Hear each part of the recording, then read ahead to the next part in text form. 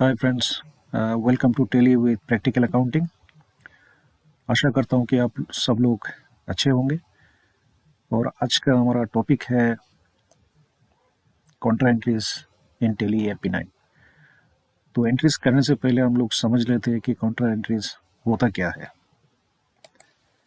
तो Contra entries में क्या होता है कि जब भी कैश और बैंक दोनों एक साथ में अफेक्ट होता है उसको बोलते हैं कॉन्ट्रा एंट्रीज। तो यहाँ पे 3 सिनेरियोज होते हैं। जब कैश डिपॉजिट करते हैं बैंक में तो बैंक का बैलेंस इंक्रीज होता है, कैश का बैलेंस घट जाता है। जब कैश विड्रॉ करते हैं बैंक से तो बैंक का बैलेंस डिक्रीज होता है और कैश का बैलेंस इंक्रीज होता है। और एक थर्ड सिनेरियो होता है जब एक ही कंपनी के 2 बैंक अकाउंट होता है, जैसे कि यहाँ पे दिया हुआ है PNB बैंक और SBI। अगर एक बैंक से दूसरा बैंक में ट्रांसफर करते हैं तो ये भी कॉन्ट्रा एंट्री होता है। इसमें एक ही बात याद रखना है कि पैसा कहाँ जा रहा है और पैसा कहाँ से जा रहा है। तो बैंक में अगर पैसा जा रहा है तो बैंक डेबिट होगा, और कैश डिपॉजिट कर रहे हैं तो कैश कम हो जाएगा, कैश क्रेडिट हो जाएगा। जब पैसा उठाते हैं तो क्या हो रहा है कि बैंक का जो बैलेंस है वो घट जाएगा और कैश का बैलेंस जो है वो इंक्रीज हो जाएगा। और जब एक बैंक से दूसरा बैंक में ट्रांसफर करेंगे तो जिस बैंक में पैसा जाएगा वो बैंक डेबिट हो जाएगा और जिस बैंक अकाउंट से जाएगा वो बैंक अकाउंट क्रिएट हो जाएगा। ये बहुत सिंपल है, सुपर सिंपल है इसको समझने के लिए। हम एंट्रीज करते हैं टेली में और इसको समझते हैं। तो एंट्री करने से पहले एक बार देख लेते हैं बैलेंस शीट। तो लायबिलिटी साइड में 7,50,000 है, करंट एसेट्स में भी 7,50,000 है। तो कैश बैलेंस है 50,000 रुपीज़, बैंक बैलेंस है 7 लाख, PNB में 5 लाख, SBI में 2 लाख। तो चलिए एंट्रीज करते हैं और इसको समझते हैं। 21 तारीख को हम लोगों ने कैश डिपॉजिट किया SBI बैंक में 20,000। तो चलिए अकाउंटिंग वाउचर्स में चलते हैं, एंटर, डेट को चेंज करते हैं 21/4/2020। हम लोग क्या कर रहे हैं, 20,000 रुपीज़ कैश बैंक में SBI में डिपॉजिट कर रहे हैं। तो फंड कहाँ पे जा रहा है, SBI में जा रहा है। कहाँ से जा रहा है, कैश से जा रहा है। तो हमें यही याद रखना है कि फंड जहाँ पे भी जा रहा है, जिसको भी फंड मिल रहा है वो डेबिट हो जाएगा। और कॉन्ट्रा एंट्री बहुत ही सिंपल है उसको समझना। कॉन्ट्रा एंट्रीज में कंपनी के बाहर कोई ट्रांजैक्शन नहीं होता है, कंपनी के अंदर ही विद इन द ऑर्गेनाइजेशन ये ट्रांजैक्शंस होते हैं। कैश से बैंक जब डिपॉजिट करते हैं और जब विड्रॉ करते हैं तो बैंक से कैश आता है। और थर्ड सिनेरियो में एक बैंक से दूसरा बैंक में ट्रांसफर करते हैं सेम ऑर्गेनाइजेशन में। तो पहला एंट्री क्या है, cash deposited of ₹20,000 into SBI। तो फंड SBI में डिपॉजिट होगा तो क्रेडिट कैश हो जाएगा 20,000 रुपीज। SBI डेबिट हो गया 20,000। Narration being the amount of rupees 20,000 deposited into bank हो गया। वही बैलेंस शीट में जाके देखते हैं इसका इफेक्ट क्या हुआ। तो फ्रेंड्स आप देख सकते हैं कि कैश में हम लोगों का बैलेंस था 50,000, क्योंकि हमने SBI में ट्रांसफर कर डिपॉजिट कर दिया 20,000, तो हम लोग का जो कैश बैलेंस है वो 30,000 हो गया। तो ये 20,000 कहाँ गया? एसबीआई में गया। तो देख लेते हैं एसबीआई में वो एंट्री हुआ कि नहीं हुआ, काउंटर एंट्री। तो चलिए यहाँ पे चेक करते हैं। एसबीआई में 2 लाख था कैश बैलेंस था, और कैश 20,000 रुपीज़ आया, जमा हुआ।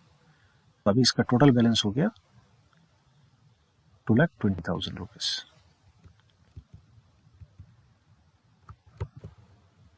तो नेक्स्ट एंट्री में चलते हैं। कैश विड्रॉ करते हैं 30,000 रुपीज़ एसबीआई से। तो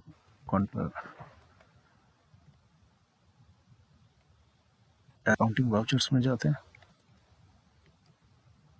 डेट को चेंज करते हैं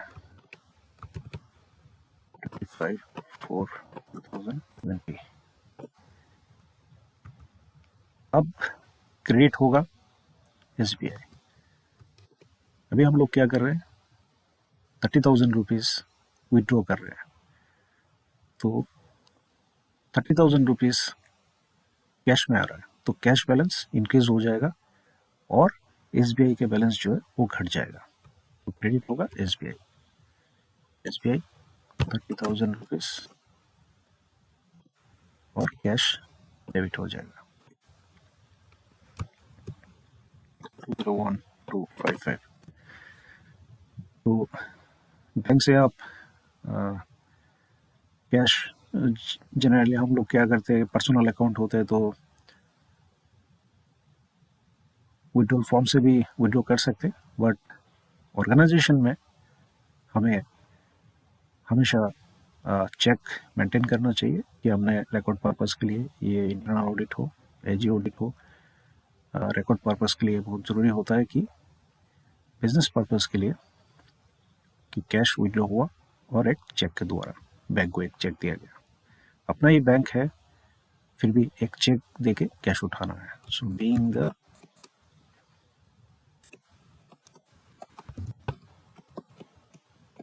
amount of rupees 30,000 with withdrawn from the bank। चलिए हम चलते हैं तीसरी एंट्री की ओर। जो थर्ड एंट्री है उसके बाद हम लोग देखेंगे बैलेंस शीट में उसका इफेक्ट क्या हुआ। तो थर्ड एंट्री है कि पीएनबी बैंक से एसबीआई में 2 लाख रुपए का ट्रांसफर।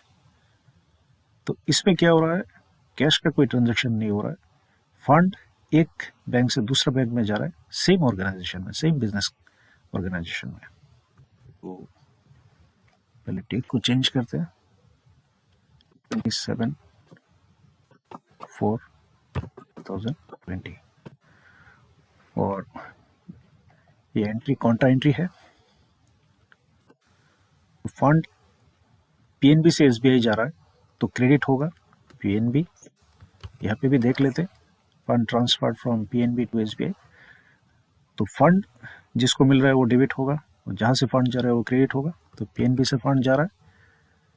फ्रेंड्स, एक ही बात को याद रखना है, फंड किसको मिल रहा है और कहाँ से फंड जा रहा है। एसबीआई को फंड जा रहा है, पीएनबी से जा रहा है, तो पीएनबी क्रेडिट हो जाएगा 2 लाख।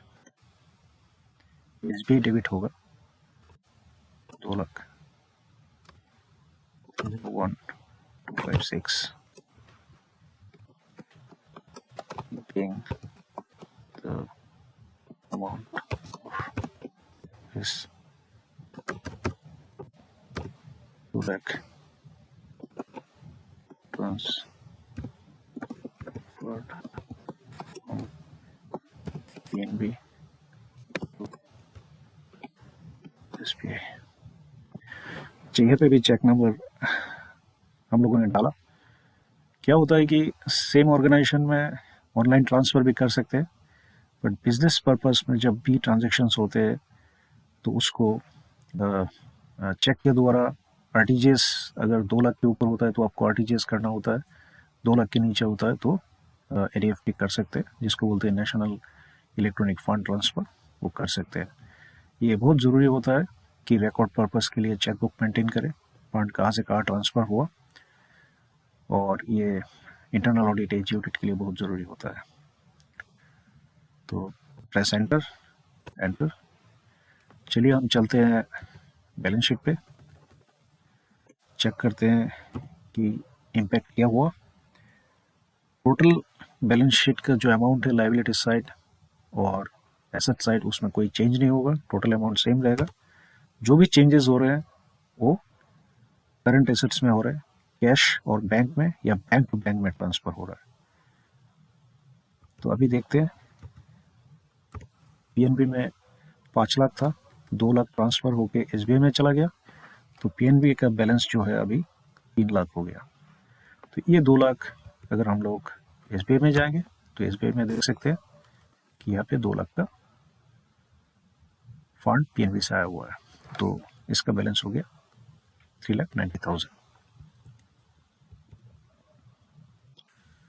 तो फ्रेंड्स, इसमें अगर हम रियल लाइफ के साथ भी इसको मैच कर सकते हैं। मान लीजिए आपके पास 50,000 कैश है और आपका एक एसबीआई अकाउंट है, तो उसमें आप डिपॉजिट करते हैं 20,000, तो आपका बैलेंस हो जाता है 30,000। फिर आप एसबीआई से 30,000 उठाते हैं, तो आपका बैलेंस हो गया 30,000 प्लस 30,000, 60,000 हो गया। मान लीजिए आपका 2 बैंक अकाउंट है, एसबीआई है और पीएनबी है, तो पीएनबी से आप एसबीआई में अगर ट्रांसफ़र करते हैं 2 लाख, तो आपका जो बैलेंस है पीएनबी में 2 लाख कम हो जाएगा और एसबीआई में 2 लाख इंक्रीज हो जाएगा।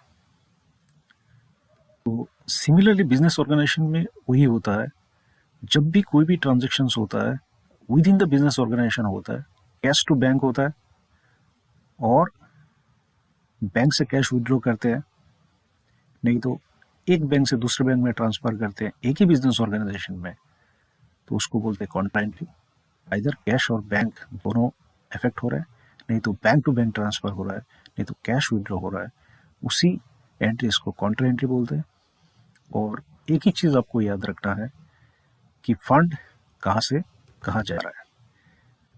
जैसे फर्स्ट सिनेरियो में कैश डिपॉजिट कर रहे हैं तो बैंक में जा रहा है, तो क्या होगा, बैंक डेबिट होगा, क्योंकि उसको फंड मिल रहा है। कहाँ से जा रहा है, कैश क्रिएट हो जाएगा।